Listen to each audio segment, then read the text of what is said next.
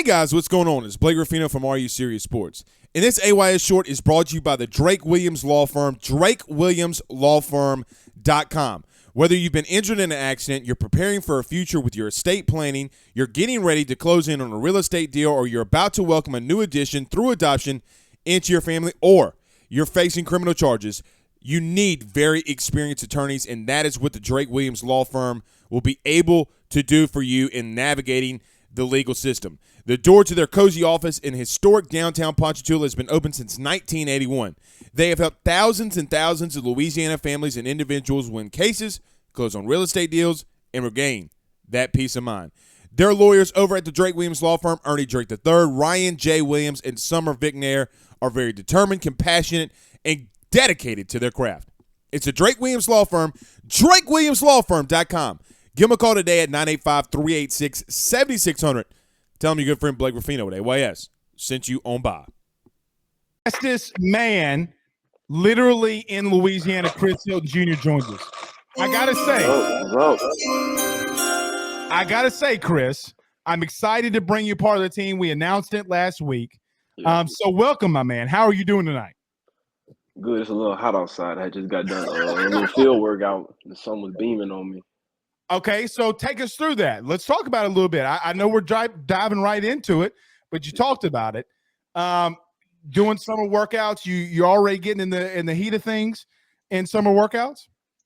Yeah, I worked out today with Jack and Malik. Just getting through some field work in. Got to get used back to the sun because like when we go back to summer workouts, it's gonna be even hotter. So yeah. Chris, I like to hear that. Now, what do you normally do when you're out there doing stuff? Like, what are some things that y'all do? Is there like a weekend routine or a week routine that y'all go through? Like Monday we're doing this, Tuesday we're doing this, or is it kind of just like, I don't want to say spur of the moment because you're not, in it, in the heat, really in the mix of all season. So, what do y'all do during the week to get ready for the summer workouts? I would say maybe 2 days out the week, go in the weight room, get some weights done. And maybe once a week, you'll do field work, get you some releases in, some top of the routes, catching the ball, things like that. And then every now and then you can go to like find you a sand pit at like a park or something, get some work in there to work on like explosiveness and speed, things like that.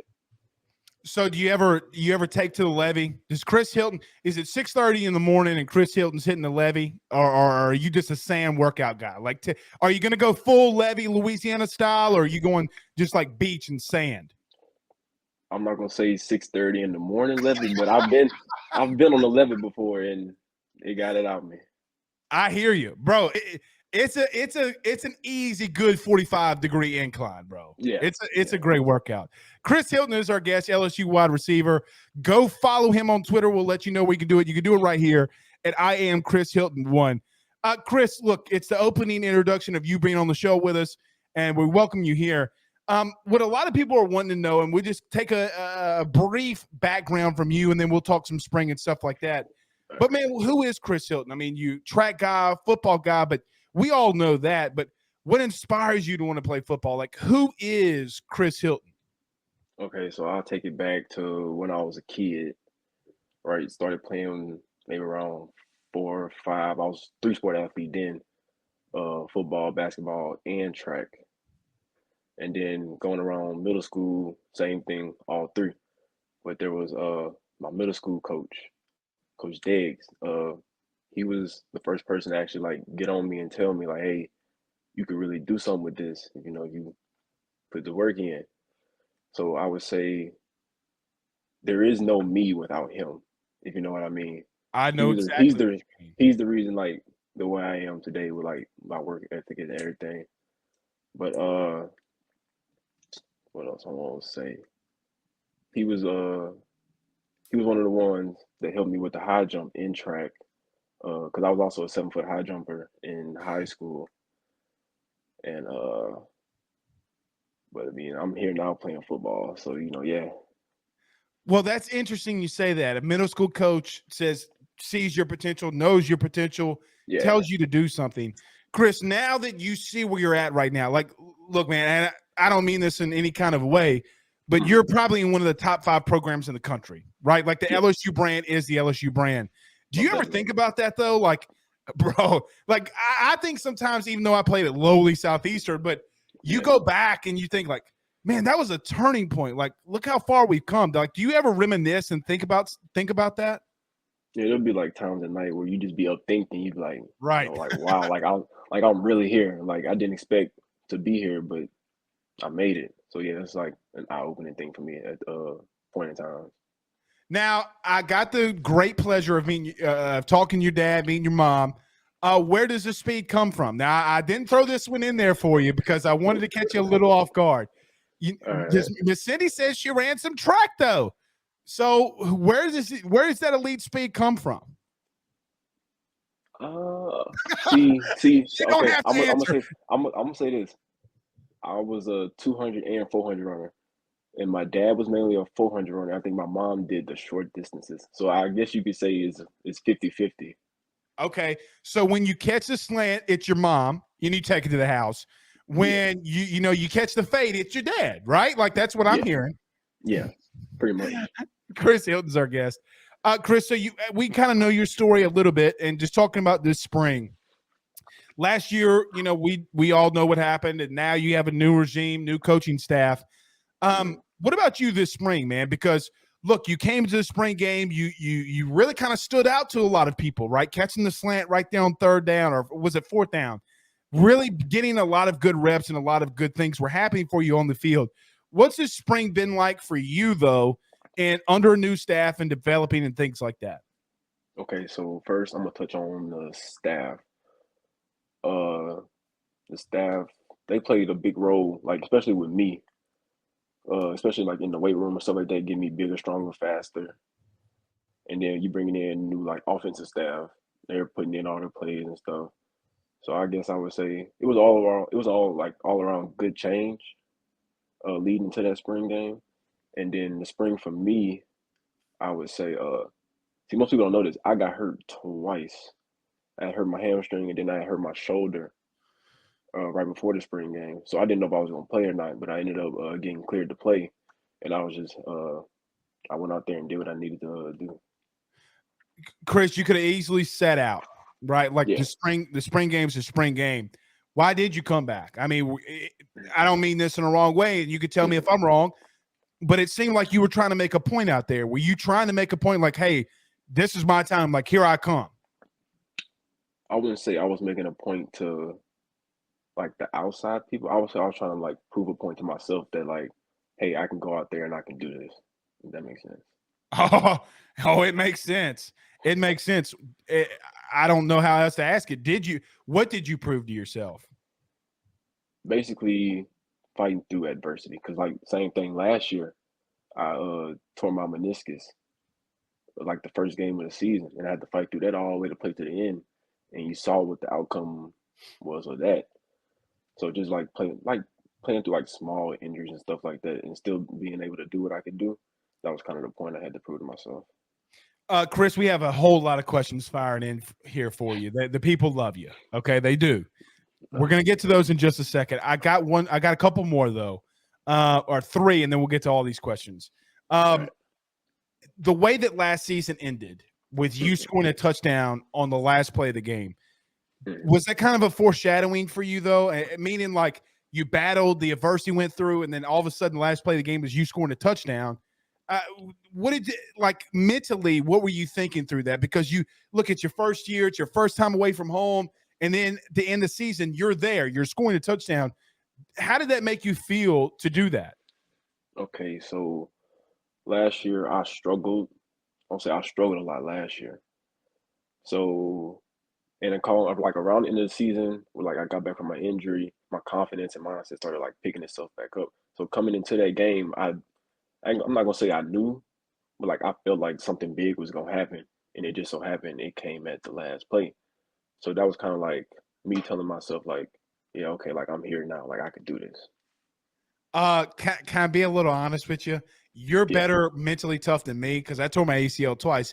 But when that ball was coming at, if it would have been me and that ball was coming at me, and I knew that I'm about to score a touchdown, I would have like hyperventilated, right? Like I had to hit asthma, a couple pumps, oh shit, here we go. Like that would have been me. But it's good to see that and to hear that. Chris Hilton is our guest, LSU wide receiver. Look, Cortez Hankton. It was kind of funny, Chris, because when me and you started talking, the video was released. You and Cortez Hankton, he tells you that he's mic'd up, and you're like, I love this man. Yeah. But you could kind of tell that you really do. Cortez being a Louisiana guy, a guy maybe that you may have known for a while, what has he been able to do, maybe technique-wise, or things that he's brought in from Georgia who just won a national title? How has he been able to come in and impact your game so far?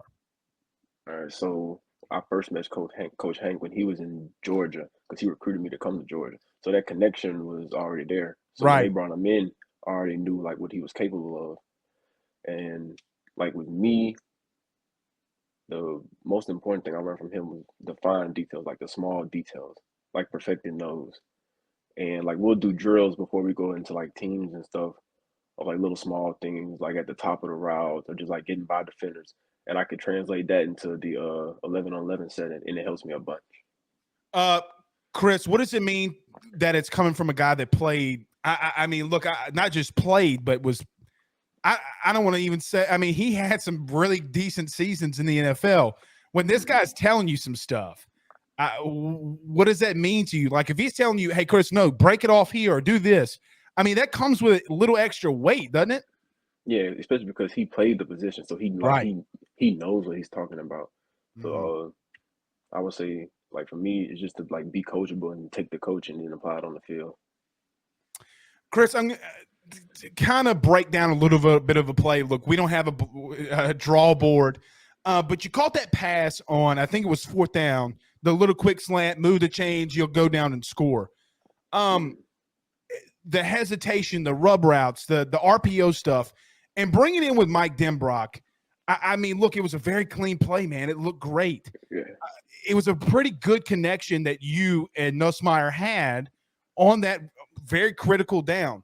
Is that something that you and Garrett maybe have built up over time, or is it just accumulation of things hitting for you right now with the staff and the players and getting to know these guys that where it's helped you along the way too? I would say both because – you know, every now and then you get with the quarterbacks and y'all have like little throwing sessions or like on your own just to get the chemistry going. And plus with the offense, I would say it fits who we are. Like the athletes that we have on offense, it fits like who we are. Like everybody can get open, anybody can get the ball. Well, I mean, look, and y'all's wide receiver room's deep, man. Yeah. Chris, and I know somebody's going to ask you, so I'm not going to ask you. If you see comments about who's the fastest, just disregard it, unless you want to answer. But nevertheless, you're going to see the comments. But I'll digress. Guys, let's fire in some of the questions for Chris here, and let's see what we got. Darren says, #Ask Chris, is LSU wide receiver you this year with how deep y'all's room is? So there you go. First question off the board. Chris, y'all are very deep. It's a very competitive room. How much does that iron and it being around such great guys, along with yourself, how does that help you develop in your game? Like they say, iron sharpens iron. So every time we out there on the field, it's competition. But we also learning from each other, like mistakes and the good things. So like if you see somebody do one thing and you see that it worked, you might try it yourself. Or if somebody makes a mistake, you know not to make that same mistake because that's what Coach Hank tells us: learn from somebody else's mistakes. So it's like it's the little things like that that's makes us so good. We have one from Jeffrey. #Ask Chris. Did you see the summer of 10,000 catches in 19? Are y'all doing something like that now? Look, Chris, everybody's going to be enamored with 19, and we all get it. But is that something that you take from? Look, Jamar, Justin, both came down from the spring game. Did you take anything from them? Did they say anything to you maybe about that summer in working out, or did you follow that closely in what they did? The 10,000 catches, we did that last year. We're probably going to do it again this year because like 2019, that was a standard. That's what we're trying to get to. So we'll do whatever it takes. We've gone, Chris, about 15 minutes almost, and I haven't asked you a question about Brian Kelly. We had Mike Jones on the show. We've had him on multiple times. Mike Jones, who? And Mike talked about the accountability that Brian Kelly has brought. Even so much as like I forget, forget how he said it, but like the nutrition center, right? Like you get a point for this, you get a point for that. Chris, you look a lot leaner and look like that the staff has really helped you, Coach Flint and all. Has that helped you in the accountability and those small things that Brian Kelly has enacted, not just in the weight room, but maybe in the classroom and other places? Most definitely, especially like with me and my weight, they always getting me to eat, make sure I'm lifting, doing all the right things and stuff like that. So like he's big on accountability, but like the main thing I learned from him was don't worry about the past, don't worry about the future, worry about the now, worry about the present. Take things like one day at a time. That's like one thing I remember him preaching about throughout the whole spring was take things one day at a time and like live in the moment. That's interesting you say it like that because look, you got to play football that way. And preaching it that way, that's a pretty big mentality shift from a lot of, coming from high school into college. That's interesting to hear that. Last one on Brian Kelly. We got a really good question for you here from Aunt Marshall. The small things that we see in the weight room, the small things we see in the accountability, what would you say that Brian Kelly has achieved so far? Like, I don't want to say the biggest thing, but something that you've noticed and that you've liked that he's done and the staff's done and enacted? I would say building a brotherhood within the team, like allowing us to come together as one, making sure we all doing the right thing. Chris, you got a lot of people in here got chill bumps, bro. I'm just telling you. I mean, look, if I could lace up this helmet right now, I'd do it. Now I get my butt beat, but nevertheless, you got me wanting to run through a wall. Let's put in Aunt Marshall's question here. It's a really good one. Chris, we're going to bring you way back a couple of years. Right. But Aunt Marshall says, #AskChris, is the screen pass that you took to the house versus West Monroe your favorite play of all time? I got to think. It was, I would say it would either be that play or I had one. This was my freshman year. I caught a one-handed touchdown in the back of the end zone.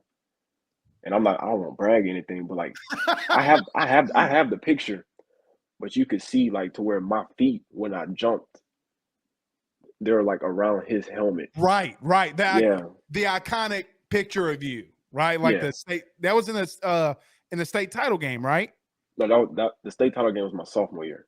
The one I'm talking about was my freshman year. So there's two of that happened. So you did that twice, right? Yeah.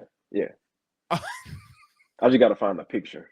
So, Chris, is that like a new definition of mossing somebody? Like, do you send that into ESPN and like send that to Rand? Thad Moss is on the team. Hey, can you send this to your dad and let him, do the Moss segment on Monday Night Football? I mean, you got to send that in, right? We tried to, but things happen. I hear you.